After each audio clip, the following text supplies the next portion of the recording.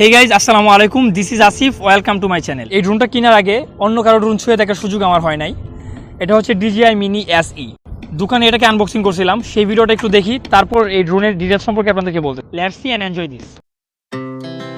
Our hearts beat to the city streets.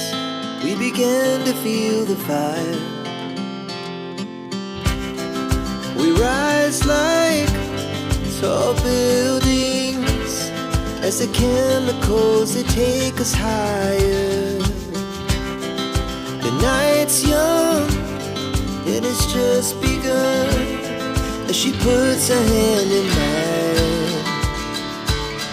We wanna chase the night, wanna dance to the light, pull the stars from the sky, just two hearts running wild. Never sleep, never stop, as we shout from the top. We're gonna be. যখন box থেকে বাহির করে ড্রোনটা আমি সর্বপ্রথম হাতে নেই, আমি অনেক বেশি আশ্চর্য হয়ে যাই।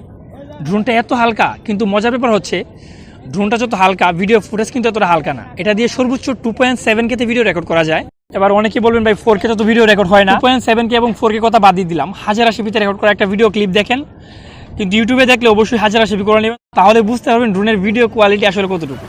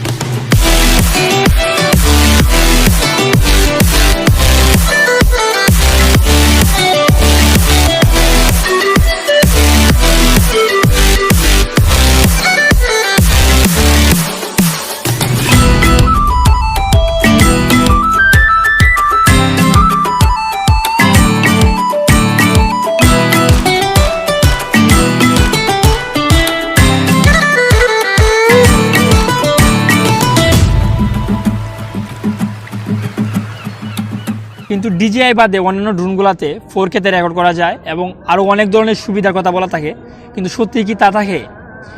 একটা সিম্পল উদাহরণ দিলে আপনারা ক্লিয়ারলি বুঝতে পারবেন। যেমন স্যামসং ফোনের 5 মেগাপিক্সেল আর স্যামসাংয়ের 5 মেগাপিক্সেলের মধ্যে যদি পার্থক্যটা না বুঝতে পারেন, তাহলে তো ভাই হইব না।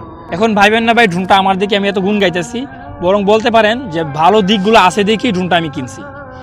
তবে এর কিছু খারাপ দিক আছে, যেমন সামনে, সাইডে এবং পিছে অপটিক্যাল কোনো সেন্সর নাই, যার কারণে আপনি ড্রোন যদি সামনের দিকে নিয়ে যান আর সামনে যদি একটা বড় দেয়াল থাকে, তাহলে অবশ্যই ক্র্যাশ করবে। যারা এই পর্যন্ত ভিডিওটা দেখেছেন তাদেরকে একটা কথা বলবো, যদি আপনি ইউটিউবে ভিডিওটা দেখেন তাহলে অবশ্যই সাবস্ক্রাইব করবেন, আর যদি ফেসবুকে দেখেন তাহলে অবশ্যই ফলো করে দিবেন, লাইক, কমেন্ট এবং শেয়ার করতে ভুলবেন না।